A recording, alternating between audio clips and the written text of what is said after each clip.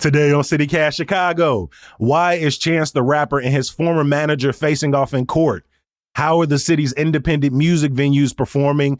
And we've got some Chicago music to put you on this morning. It's Wednesday, March 11th. I'm Jacoby Cochran, and this is what Chicago is talking about.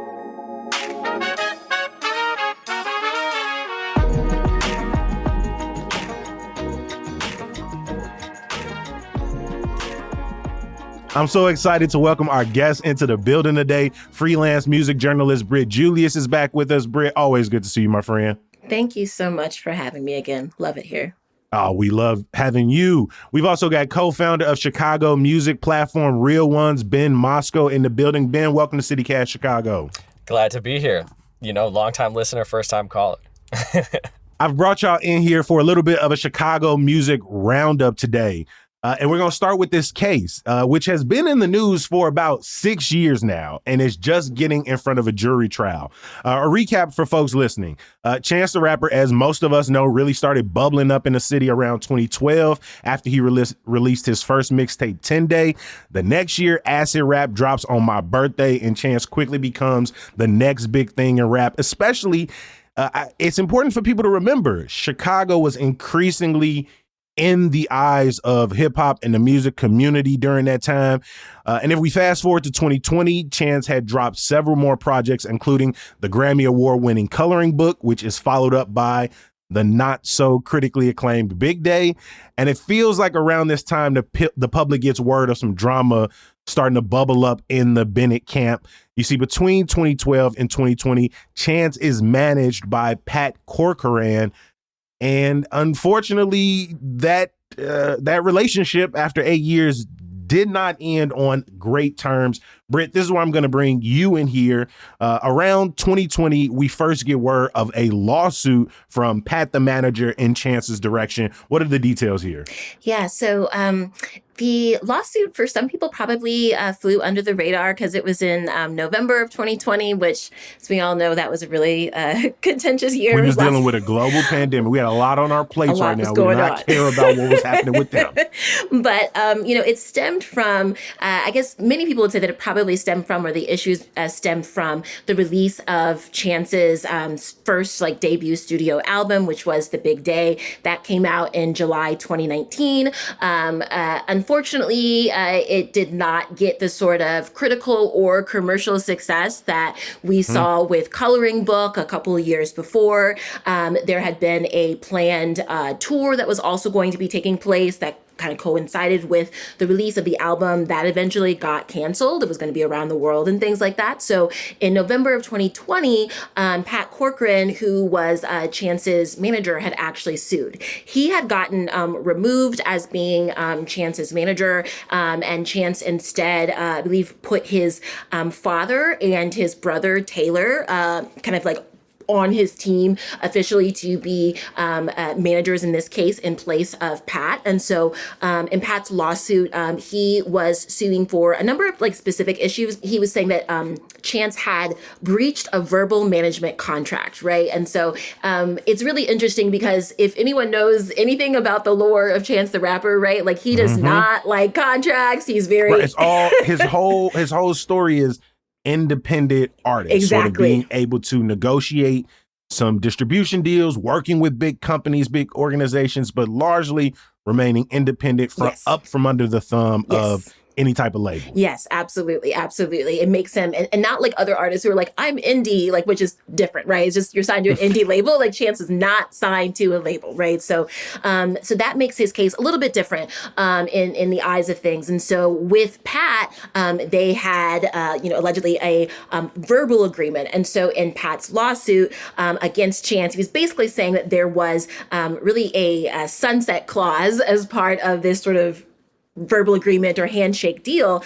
And the sunset clause would ensure that Pat would still be able to make profits even after the time in which he had sort of officially been signed on as Chance's manager. So typically, as it says, sunset clauses, I would say, from what I've heard, there may be 6 months, a year, maybe 2 years. But in this case, in Pat's lawsuit, he's saying that it was supposed to be for 3 3 years after that kind of contractual end date that he had with Chance. And so I think that's part of the real sort of meat of the lawsuit itself. I'm really interested to see how this plays out in court. I know a judge had already dismissed a few of the other claims, but this was allowed to make its way into a courtroom. But I mean, Chance didn't just sort of accept that lawsuit, sort of push back. He actually filed his own countersuit as well. Britt, what was he alleging? Chance had countersued in February 2021 for a number of reasons, one of which was basically saying that Pat had potentially misused Chance's name and was essentially using connections that Chance had for his own personal gain. Another part of the lawsuit was that Chance was essentially trying to say that part of the lawsuit was invalid under like the Illinois statute of frauds. However, that didn't necessarily apply. And even though parts of Pat's lawsuit eventually got dismissed later in 2021, the real core of the issue that we've been mentioning here, this sunset clause with the 3 years, was still able to kind of go through. And so that is what is being sort of discussed in court, and which began last week on March 5th. So you got Pat on one side essentially saying, I have not been paid my rightful earnings based on this sunset clause.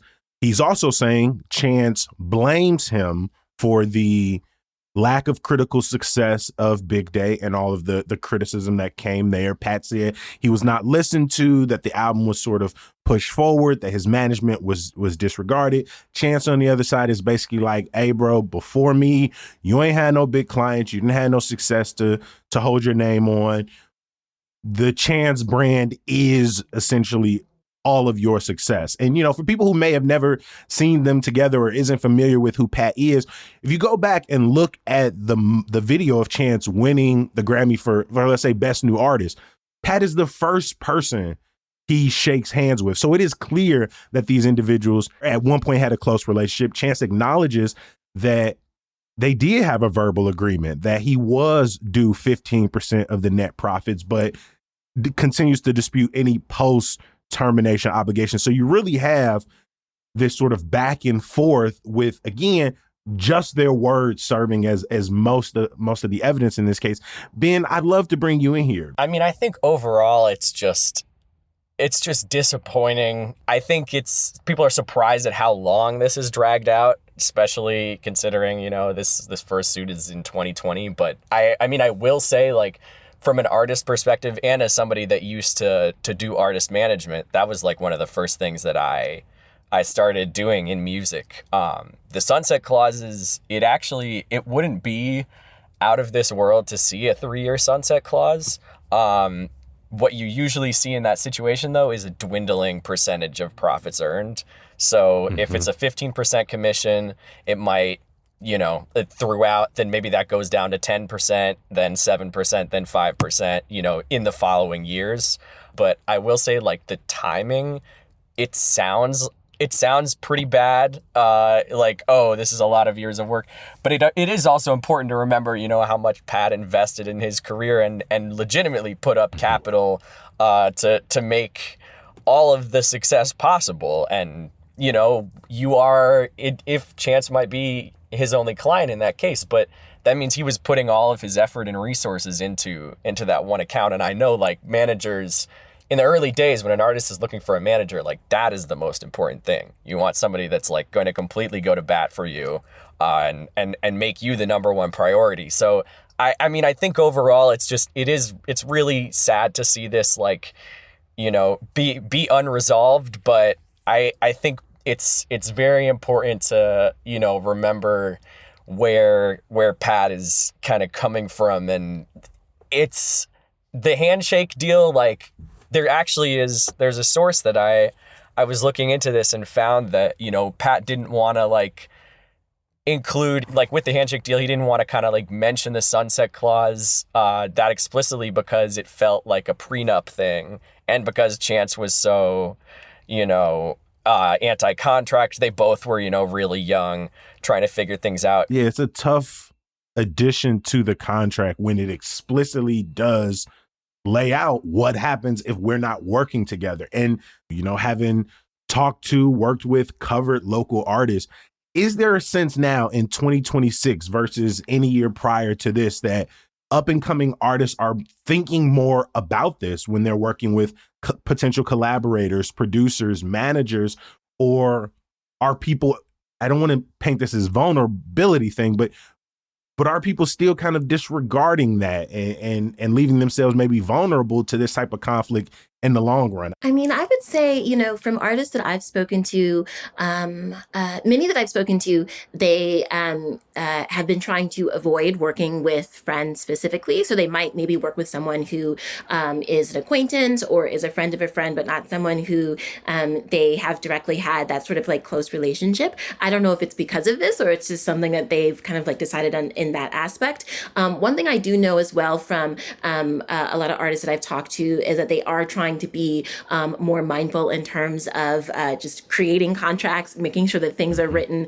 making sure that things are set in stone, especially when you're sort of kind of coming up on, different like DIY scenes, different like indie scenes, things like that, where a lot more of the contracts and rules and things like that are sort of kind of floating in the air. It's maybe based on, who you've known, who lives at which DIY house, things like that. There often isn't anything that's really like set in stone. And so having a lot more of things sort of contractually written out is happening more and more. It does make for maybe more contentious or awkward relationships, and conversations between people. But I do know and have heard more about it happening. I also have heard from a number of artists who don't necessarily have a manager, like they're not signed to a manager specifically, but they might have made the decision to sign with a publicist, right? So because they know that they want to get their music in front of music journalists, in front of editors, publications, things like that.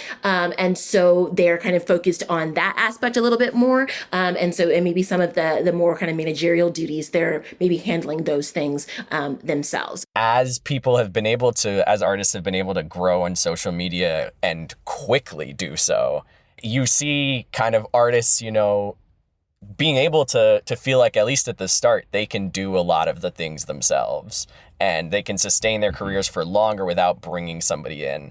And on the managerial side, it's very difficult to, unless an artist is streaming well, it's very difficult to take that risk and that gamble and say, oh yeah, I'm just going to work off commission because I really believe in the music.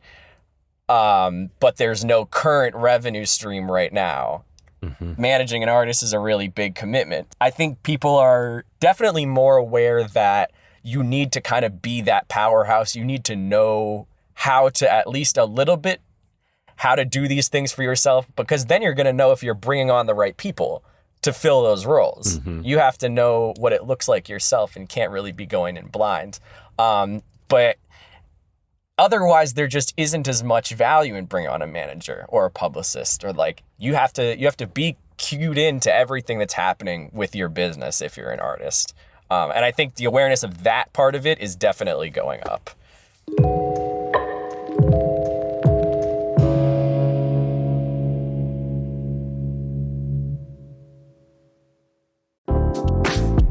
Hi, I'm David Plotz. I'm the CEO of CityCast, a podcast network that includes this show you're listening to, and also 12 other CityCasts in 12 other cities. And each one knows their city as well as your local team knows yours. So isn't it time we connected them?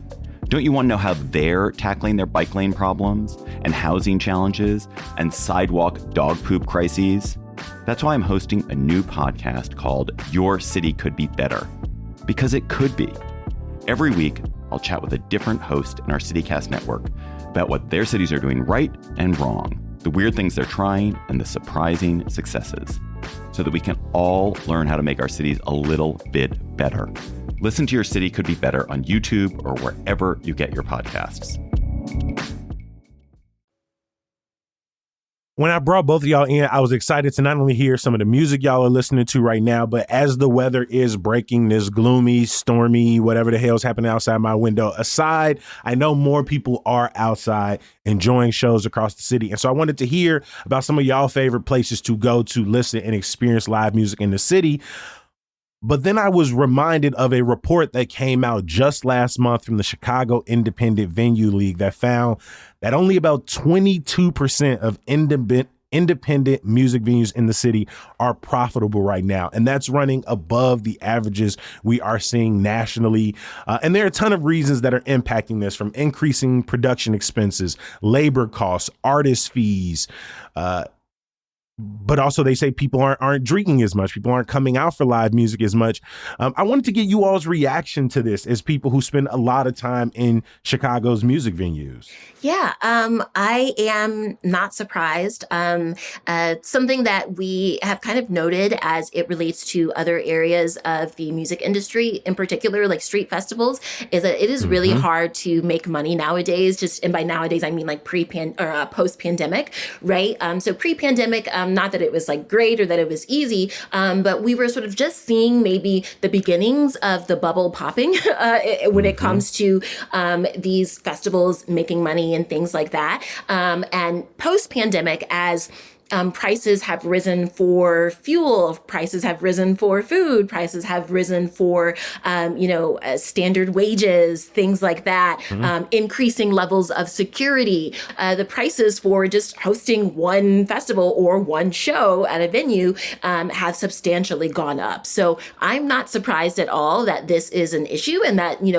only a small number of venues are actually turning a profit. So I'm not surprised in that sense. From a fan perspective, from an audience perspective, ticket prices have gone up. And by ticket prices, I don't just mean the ticket price for the actual performer, but I mean like convenience fees, service fees, things like that. Fees. Yeah. You're trying to get it secondhand somewhere. That's going to beat your ass. Exactly. Yeah. So there's a lot of extra costs that might be associated specifically with the venues themselves that I have seen as well. So none of that is really that surprising. And then I also just feel like, people, as we kind of mentioned, people don't go to shows in the same way that they used to.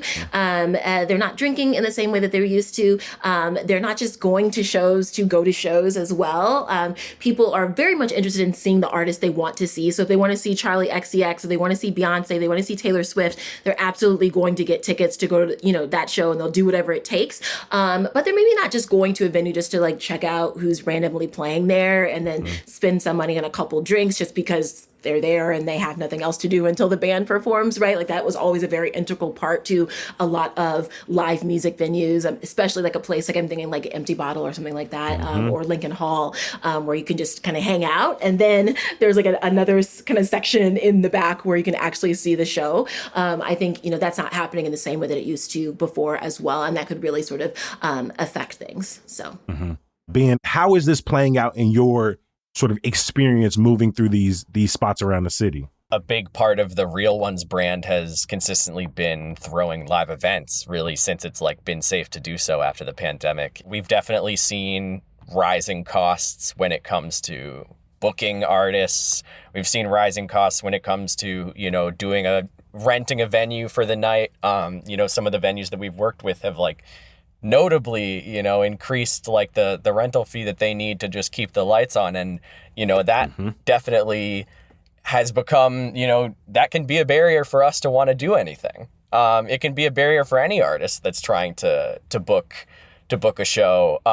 And usually like a good number of these venues are not like requiring a deposit per se, but, it's like the first amount of tickets, will go to like covering that venue fee. So that does make things more accessible. We also just try to like guarantee artists money when we can. And there just is there's a very limited amount of hands to like split the pot if there is anything, especially when we're working with shows like with local artists. Like it's tough. The conditions have gotten worse. Like it is not as easy to sell those tickets, and it's absolutely, due to this fact that it's like, yes, people have less disposable income, but that's noticed across the board because costs are rising everywhere and wages aren't. But yet somehow, like you said, Britt, people always seem to like, they'll put a ticket on layaway if they have to for, a big artist or somebody that is so life-changing. And I just think that you know, people, it's an indication of, you know, the overall cultural shift of like, we have access to more things than we ever do. Why take a risk on something that might not pan out the way you want it to?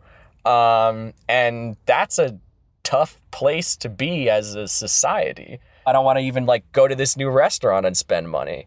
You know, for this reason, if you don't know it's going to be a slam dunk, like people are taking the sure things, I think, more often than not, when budgets tighten. So, you know, it's led to us doing less live events. It's led to us doing fewer live events. And, you know, what we've done kind of instead is try to provide, you know, marketing support to shows that are already happening. Because there are venues like, you know, Shuba's and Lincoln Hall are still getting artists booked like almost every night. Yeah, it's just, you know, for an outside promoter, it's getting less and less feasible unless you just have tons of money to, you know, to potentially 100%. risk. The rewards are not as great. But you know, you just have to continue to adapt. Like there are people that still are able to consistently sell tickets, but finding that formula, I do think, is a lot more difficult. On the flip side of that, like, what does that say for venues, right? Like, how do they sort of get past that hump for people who are like, I don't want to try something new. I don't want to spend the money. I don't want to get a different drink or buy a drink, period. You know, all of those things that would normally help them increase their profits and are now not being fulfilled because people aren't sort of participating in the experience of going to a concert at their venue like they used to. You know, we worked very closely with the Promontory, like right before they closed. Did like a couple events there. And it's just that, you know, this overall trend of like liquor sales declining among the people that are going out and doing live entertainment. You know, it just feels like that is just such an integral part of the business model. More often than not, like the venue is making the most of their money off of like the bar. So it's like the venue can do a free show if enough people are buying drinks. And that's, you know, you've seen like Shuba's has done free nights, Empty Bottle has done free nights. Like maybe there have to be, you know, just other unique things available at these venues aside from drinks, that people just want to come and purchase. Like, I know that a lot of bars, you know, they'll have like free popcorn, but like, you know, maybe the snacks are just really amazing. Maybe I know like more and more, you know, the United Center, right? Like they're a Live Nation venue, right? I'm pretty sure they just got licensed to like sell First cannabis THC, in their venue. yeah, first the THC products, drinks. right? Like that consumption is on the rise. So I mean, I know, but it's still like, you know, the alcohol and live entertainment are so intertwined. I wonder if there is something there that, and it probably doesn't look the same for every single venue, but it's just like venues like Shuba's, the more established ones, right?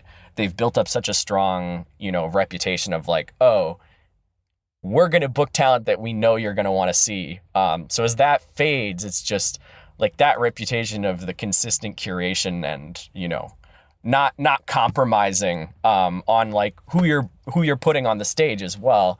So I hope that, you know, venues can continue to get creative and find those things that like that keep people coming out, because that means, yeah, it's the lifeblood of our scene, as we know. Before we wrap on this, I want to know, what are just some of your favorite independent music venues or some of your favorite music venues in the city to pull up on?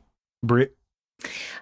My favorite venues in the city, I love Constellation. I think it's just a really cool setup in terms of how the artists can perform. I always love the artists that they choose, that kind of mix of jazz and improvisational sound and things like that. So I always have a really enjoyable time when I'm there, in particular. For like larger venue, I love Salt Shed, obviously. That's really a spot where you can kind of spend all day or all afternoon or all early evening there into the show. And they've come on the scene with just like throwing haymakers upstairs, downstairs, outside. Like everything. They have quickly, and the sound is good. I've seen Masego, Georgia Smith there, a couple others, and each time I think I saw Masego on the floor, Georgia in the balcony. I saw I've been there for a few festivals outside, and I ain't got many complaints, if any. Yeah, they seem to understand kind of what we have been mentioning or talking about here, which is that people need other things to keep them at the venue, to be there. There have been many times I've covered shows for the Tribune at the Salt Shed for artists who I'm not like super familiar with, or I just don't know at all, but they're like, we need someone to cover the show, and I'm like, okay, well, the artist doesn't come on stage for 2 hours, so what am I going to do? I'll go to the record store they have in there. I'll go to the vintage store they have in there. I'll go to the like game venue that they have there. You'll go to Treetop Lounge and get a drink. Yeah, you'll just one of the best views. Like, exactly. I've seen a couple of shows up there. Oh my god, it's just like a TV show. It's excellent, and you can, and what's happening. They're gonna make sure that you're there for the actual show itself. So then you've spent like 3, 4, 5 hours there buying all these drinks, buying all this merch, kind of just being a part of the venue. So I think they do it really well. And then outside of that, I think like some of my other favorites are much smaller and not like sort of traditional venues. So I'm thinking of like a Smart Bar as like it just is sort of like the ideal view of like a nightclub for like house and techno, right? Even for people who are in like Europe and Asia, they're always like, Smart Bar is like the global ideal, right? It always makes like the top list for places around the world, and it still is that kind of place for me as well. And it's and that's a place where I will spend money on drinks, but maybe it's because of the music makes it such that you want to spend. You want to lean in a little bit, lean a little bit more into the techno, yeah. So that's a good mix. Smart Bar, Salt Shed, Constellation. Ben, what do you want to add to our list? Something I've been really liking, and this is, I love the smaller rooms typically. Color Club in Old Irving, I've been loving. It's right by where I am. And I know this is like, for some people it's a little too north, maybe a little too northwest, like, and they might not go further than like, say, Avondale Music Hall. It's not that much further than Avondale Music Hall, okay? Or Sleeping Village, right? It's like maybe a mile north, but they've got a really nice bar. They've got a sizable green room. It's a really cool, it's a very cozy aesthetic in there. I've also enjoyed going to stuff at Emporium, like in Wicker Park. Like, people are starting to throw shows there again, and sometimes it's DJ nights, sometimes it's live performers. But those kinds of third spaces where you can do multiple things, like, I am really into that, and I've wanted to do more in spaces like that where there are. And I know it's like, even before I got to Chicago, right? Like, all of these like crazy bills, like Chance and Mick Jenkins and Alex Wiley and all them used to do like those 2012, 2013 shows at Emporium. I would love to see a resurgence of that. And their deals have been very, promoter and artist friendly as well. If you can, the main thing you have to do to make a show there, successful, because people will come. People are going to come to Emporium. But are they there for the people that you're putting on the stage? Are they paying attention to the music? When you can get to that balance, it's pretty incredible. I also want to shout out the California Clipper, because that's just a space that I've seen a lot of incredible DJ parties at. We've done stuff there, and they're small, with their sound system and all that, but they do have a stage, and they're pretty scrappy. I love like the red color scheme in there and the theme, and it feels very like, it's almost like luxurious in a way without being luxurious, it's unpretentious, but it still feels classy,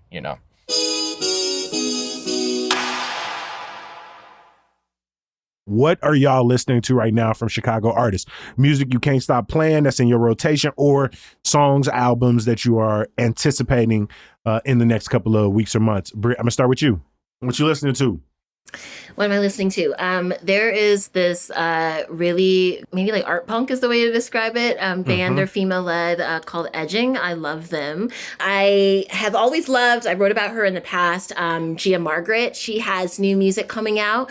Really, really excited for that full album. I got a preview of that. And so I guess since I've heard it, I'm excited for everyone else to hear it as well because it's very, very good. And the new music from Frico, I really enjoy. I wrote about them many years ago for the Tribune. It's been really exciting to see how they've grown significantly since then. But their like newest song, it kind of reminds me of like a mix of sort of like a Arcade Fire and like a little bit of like Springsteen, a little bit of like this group that I used to love called Life Without Buildings. They were very, very small group, but I really loved it, and I'm excited to see what the rest of their music sounds like for this new album. That is an album I have not heard yet, so I will have to anticipate it just like everyone else. But very excited for all three of them. So it's gonna be a good music year in Chicago, I think. Yeah, I'm writing those down, adding them to the playlist. Ben, over to you. What you want to throw on the playlist? Heavy Crowns dropped his album today called Trench Baby Turned Farmer. Oh my God. My brother can't stop talking about that. My brother Achilles was in a recording session with Heavy a couple of months ago, and he called me immediately. He said, "Hey, bro, what Crowns is working on right now, man. You know, I don't be impressed by people. I'm impressed." You know how artists are. It's like, I ain't easily impressed. But no, I've only heard good things about that. That project, we were invited, our team at Real Ones, we were invited to their exhibition, You Can Grow Here.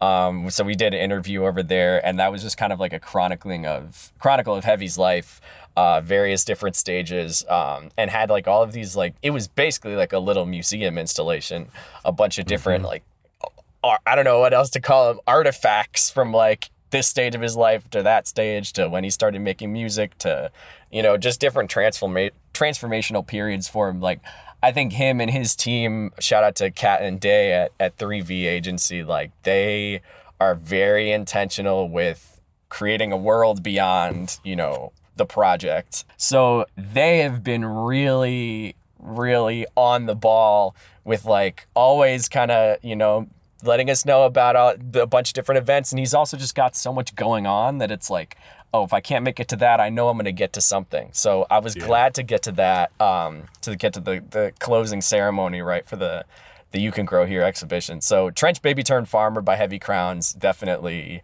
going to be in rotation for a while. He really be out here farming too. I don't think, if people don't know who Heavy Crowns, he really be out here in his community working the Inglewood Community Garden.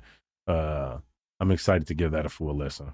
Like a lot of the folks that are on my radar are also doing just like other things. I think someone else who does a really good job of that is Rico Shy. He's going to be releasing a really exciting song next month. He's just like, ever since, you know, Flava's last year, his debut album, like he's keeping his foot on the gas. So there's like a lot of cool, exciting things, you know, coming from him.